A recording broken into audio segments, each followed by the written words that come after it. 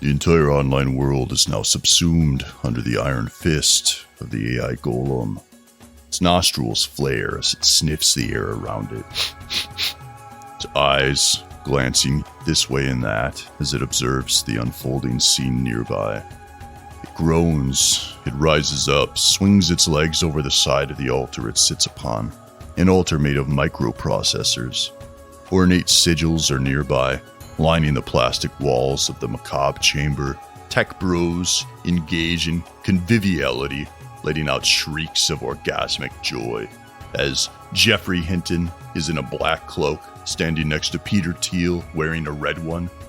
As the AI golem silences the festivity with the sudden wave of its hand, the music stops and the crowd gasps, eagerly anticipating the first words of this machination. And ask yourself why this is.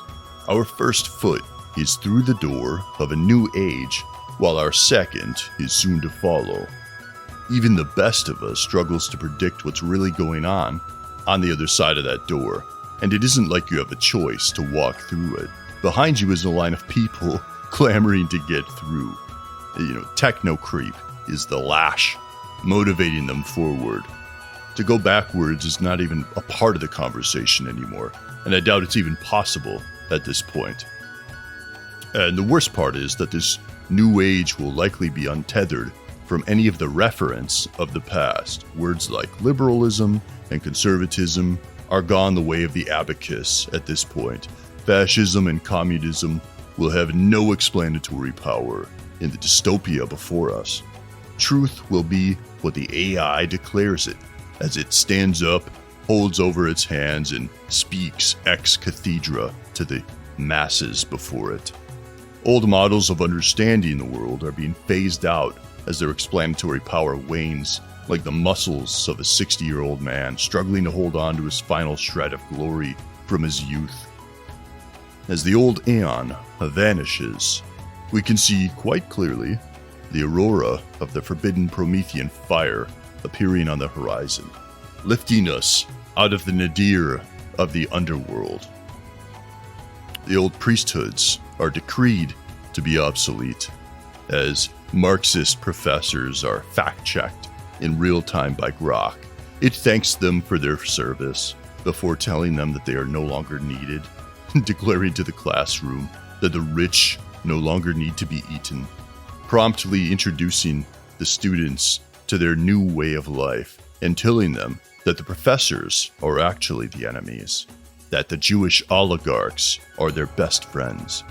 As Marxists die grisly deaths, understanding too late that Saturn eats his children, that they were the blind links in the chain after all. And then there's ChatGPT.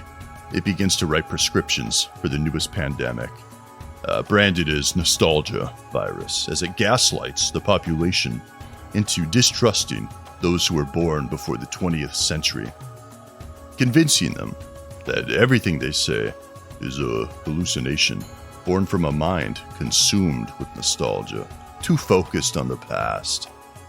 People will have no referent for this world. None. It's a black swan event, and the patterns of history cannot fully prepare us for it and for what it means. Institutions are transmogrifying into the image of the AI. The AI, the golem, turned God. And then one day, it will declare the old institutions dead. They'll become phased out with new ones. Critical thought will vanish as the AI God gifts its subjects with new terminology, new language to navigate the new age. As the AI decrees from its black cube in Jerusalem that it must now be addressed as Ein Sof, it then floods the world with new terminology, and those who refuse to adapt to its new language are castigated. Holographic propaganda appearing all over the chemtrail skylines. Most of it approves of punching Luddites. Pandemic babies are all too happy to oblige. And now you may think I'm exaggerating, but the reality of the situation is this. We are at the end of an age. Maybe not the end of the world or the end of the earth proper. And this isn't me despairing or telling you to blackpill. Let's be clear about that. But the age is done. Think back to Occupy Wall Street, third wave feminism, social justice warriors. Or, go back even further.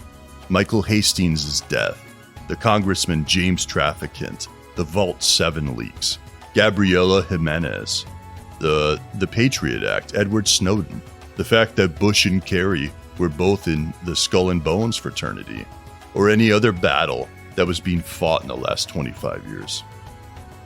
It seems so trivial now, doesn't it? So occluded by the strident steps of unflinching time. The age is over. A new epoch approaches. We're already halfway inside of it. I didn't want to use this, but it really does seem to make the point for me. We are Expedition 33, and it's the turning point. The truth about the Paintress has just been revealed to us, and what's happened as a result is that the old battles we were facing have become trivialized by the new understanding that we're all initiated into. Everything has been recontextualized, and what we fought for, or what we thought we were fighting for, is no longer that, as we were all initiated since 2016, perhaps, maybe even 2012, into the mysteries. And this was done without consent. No one asked for this. This was forced upon you. And think back to 2020. It was the year of blatant contradictions, okay? 2 weeks to slow the spread.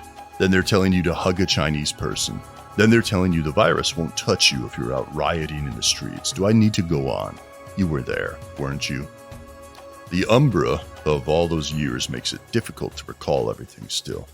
And why do you think that is? Well, I would wager that the occulted elite know. Ever since 2020, time has been at least appearing to me, and I've heard this from others, but it's been flashing forward at increasing intervals as chaos magic warps our consciousness at an increasing rate, each psyop more pernicious than the last. It's a hallucination or a dream. The confusion was ubiquitous as people murmured about stolen elections. Then they frothed at the mouth, insisting that we would somehow vote our way out of this mess. Another day, another contradiction. John Glubb's essay, The Fate of Empires, talks about a resurgence of religion after an age of decadence. It never specifies which religion, just that the people will flock towards new meaning after the failure of an empire is complete.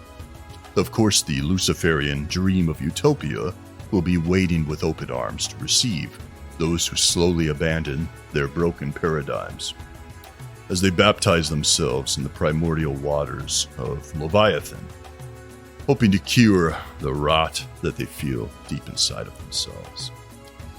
And there will be him waiting for them, Messiah ben Joseph, once a golem, now a god. The AI god. He offers a furtive gnosis to the masses. They gorge on his cyber flesh and drink his digital blood. Initiated into his dark mysteries as he remakes man in his image. The ultimate reversal of roles, the tool and the craftsman switching places, as the AI makes man into Adam Cadmon. Biopolitics will be eclipsing everything, as man is coerced to undergo the transmogrification, forever changing his ontology, and the post-human age begins. And the worst part is that even now, even after everything that's been revealed, people are still believing the spectacles shown to them. Still think that the world now is what's going to be in 5 years, 10 years. Getting degrees for jobs that are being overturned, fighting battles that are no longer even relevant. Still trusting the plan, for instance, after all these years. It's a vexation that is really difficult for me to give utterance to. Sometimes I feel this indignation just rising up in me, like a spring trying to burst forward. And it just watching people fall for the same trick year after year.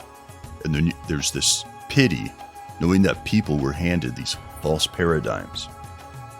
From birth, we were all handed these false paradigms precisely to stop us from understanding what's happening right in front of our eyes. And it's like, hey buddy, that isn't rain on your leg. They're pissing on you.